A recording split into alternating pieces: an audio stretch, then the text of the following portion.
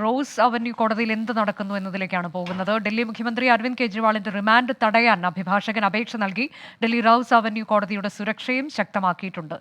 ഏറ്റവും പുതിയ വിശദാംശങ്ങളുമായി ഞങ്ങളുടെ പ്രതിനിധികളുണ്ട്. R രാധാകൃഷ്ണനും R അച്യുതനും. ഞാൻ പോകുന്നത് അച്യുതനിലേക്കാണ്. അച്യുതൻ, ഇപ്പോൾ കോടതിയിൽ റിജക്റ്റ് ചെയ്യാനുള്ള, അതായത് റിമാൻഡ് റിജക്ഷൻ ആപ്ലിക്കേഷൻ, അതിന്മേലുള്ള വാദം നടക്കുന്നു എന്നാണ് മനസ്സിലാക്കാൻ കഴിയുന്നത്. ഒരു ഘട്ടത്തിൽ സാക്ഷി എന്ന് പറയുന്നു, ഇപ്പോൾ പ്രതിയാക്കി മാറ്റുന്നു, ആ തരത്തിലേക്ക്, പിന്നീട് കിങ് പിൻ ആണെന്ന് പറയുന്നു എന്നൊക്കെയുള്ള വാദം അരവിന്ദ് കെജ്രിവാളിന്റെ ഭാഗത്തു നിന്ന് അഭിഭാഷകർ ഉയർത്തുന്നുണ്ട് എന്നാണ് മനസ്സിലാക്കാൻ കഴിയുന്നത്. ഏറ്റവും ഒടുവിലായി നമുക്ക് ലഭിക്കാൻ കഴിയുന്നത് എന്താണ്?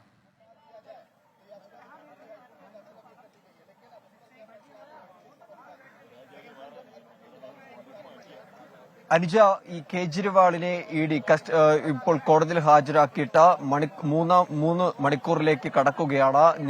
നല്ല ശക്തമായ വാദപ്രതിവാദങ്ങളാണ് കോടതിയിൽ ഉണ്ടായത്. ASGയുടെ അഡീഷണൽ സോളിസിറ്റർ ജനറൽ ഇഡിക്ക് വേണ്ടി ഉന്നയിച്ചത് കേജ്രിവാളിന് വ്യക്തമായ പങ്ക് അത് ഈ മദ്യനയം രൂപീകരിക്കുന്നതിലുണ്ട്. മൊഴികളുടെ അടിസ്ഥാനത്തിൽ അത് വ്യക്തമാണ്. മാത്രമല്ല, ചില CDR തെളിവുകൾ, ഫോൺ രേഖകൾ പോലുള്ള, ഫോൺ കോൾ രേഖകൾ പോലുള്ളവയിൽ നിന്നും ഈ അരവിന്ദ് കെജ്രിവാളിന്റെ പങ്ക് വ്യക്തമാക്കുന്ന സൂചനകൾ ലഭിച്ചിട്ടുണ്ട്. ഇടപാടുകാർ പല തവണയായിട്ട് പണം നൽകിയിട്ടുണ്ട്. ഏതാണ്ട് 45 കോടി രൂപയോളം ഹവാല വഴി അത് ഗോവയിൽ എത്തിച്ചിട്ടുണ്ടെന്ന് അടക്കമുള്ള ആരോപണങ്ങളാണ് ASG ഉന്നയിച്ചത്. അതേസമയത്ത് കേജ്രിവാളിന് വേണ്ടി ഹാജരായ അഭിഷേക് സിംഗ് ഉന്നയിച്ചത്, ഈ മൊഴി നോക്കിക്കഴിഞ്ഞാൽ അതിൽ 80% പേരും കേജ്രിവാളിന്റെ പേര് പറഞ്ഞിട്ടില്ല. വിചാരണ കോടതികൾ റബ്ബർ സ്റ്റാമ്പ് അല്ല എന്നതാണ്. ഒപ്പം തന്നെ ഒരു ആരാചാരനെ പോലെയാണ് എൻഫോഴ്സ്മെന്റ് ഡയറക്ടറേറ്റ് പ്രവർത്തിക്കുന്നത് എന്നുള്ള വാദം വിക്രം ചൌധരി ഉന്നയിക്കുകയുണ്ടായി. ഇതുവരെ പറഞ്ഞത് സാക്ഷിയാണെന്നാണ്, പിന്നീട് പറയുന്നു പ്രതിയാണെന്ന്, ഇപ്പോൾ പറയുന്നു കിങ് പിൻ. ഇതിലേതാണ് സത്യം എന്നത് പോലും വ്യക്തമല്ല എന്നുകൂടി വാദിക്കുന്നുണ്ട്.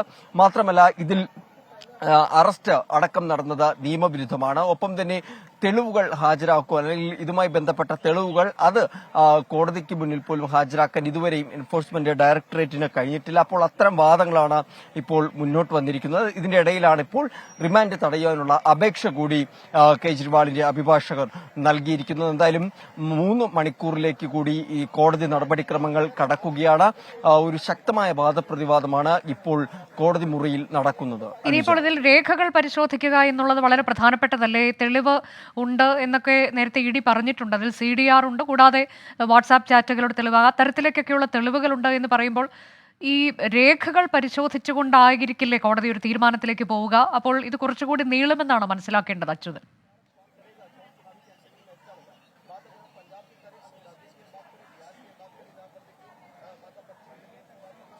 തീർച്ചയായിട്ടും അത്തരം സാധ്യതകളിലേക്ക് കടന്നാൽ അനുജ കുറച്ചുകൂടി ഇതിലൊരു താമസം നേരിടുമെന്ന് തന്നെ വ്യക്തമാണ്. കാരണം നിലവിൽ ഈ നമ്മുടെ അഭിഭാഷകർ, കേജ്രിവാളിന് വേണ്ടി ഹാജരായ അഭിഭാഷകർ ചൂണ്ടിക്കാട്ടിയത് ഈ തെളിവുകൾ ഉണ്ടെന്ന് പറയുമ്പോഴും അത് ഇതുവരെയും ED വ്യക്തമാക്കിയിട്ടില്ല.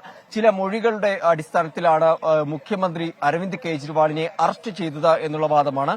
അങ്ങനെയെങ്കിൽ ഈ CDR പോലുള്ള രേഖകൾ പരിശോധിച്ചുകൊണ്ടുള്ള ഒരു നടപടിയിലേക്കാണ് കോടതി കടക്കുന്നതെങ്കിൽ അതിൽ ഒരു താമസം നേരിടും. കാരണം ഈ വിശദമായ ചാറ്റുകൾ അല്ലെങ്കിൽ ഫോൺ കോൾ രേഖകൾ ഇതെല്ലാം പരിശോധിച്ചുകൊണ്ടായിരിക്കും ഈ റിമാൻഡ് റിപ്പോർട്ട് അത് പരിശോധിക്കുക, അല്ലെങ്കിൽ അതിലൊരു കോടതി ഇടപെടൽ ഉണ്ടാവുക. നിലവിലെ സാഹചര്യം അനുസരിച്ച് ഒരു റിമാൻഡ് തടയുവാനുള്ള അപേക്ഷ നൽകിയ സാഹചര്യത്തിൽ ഒരു പക്ഷേ വിശദമായി ഇതിലെല്ലാം ഒരു പരിശോധന കോടതി നടത്തും. കാരണം ഡൽഹിയിലെ മുഖ്യമന്ത്രിയെയാണ് ED അറസ്റ്റ് ചെയ്തിരിക്കുന്നത്. അതുകൊണ്ട് തന്നെ എല്ലാ തരത്തിലുമുള്ള പരിശോധനകൾ നടത്തിയ ശേഷം മാത്രമായിരിക്കും ഇതിൽ കോടതിയുടെ ഭാഗത്തുനിന്ന് ഒരു ഇടപെടൽ ഉണ്ടാവുക. എന്തായാലും ASGയുടെ ഭാഗത്തുനിന്നും ഇതിനെ പ്രതിരോധിക്കാനുള്ള വാദങ്ങളും ഉയരുന്നുണ്ട്. മറുവാദങ്ങൾ, അതായത് കേജ്രിവാളിന് വേണ്ടി ഹാജരായ 3 അഭിഭാഷകരും EDക്കെതിരായിട്ട് വലിയ രീതിയിലുള്ള വാദങ്ങളാണ് ഉന്നയിച്ചിരിക്കുന്നത്. ED നിയമവിരുദ്ധമായാണ് പ്രവർത്തിച്ചുകൊണ്ടിരിക്കുന്നത്. അവർ ഉന്നയിക്കുന്ന കാര്യങ്ങളിൽ ഒരു അടിസ്ഥാനവുമില്ല.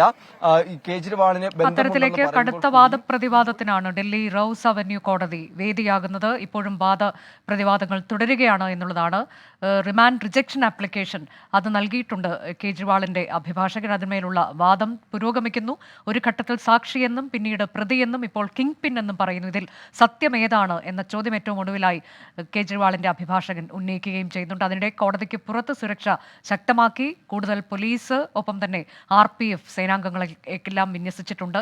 എന്താണ് കോടതി പറയാൻ പോകുന്നത് എന്നുള്ളതാണ് വളരെ വളരെ നിർണായകമാകാൻ പോകുന്നത്.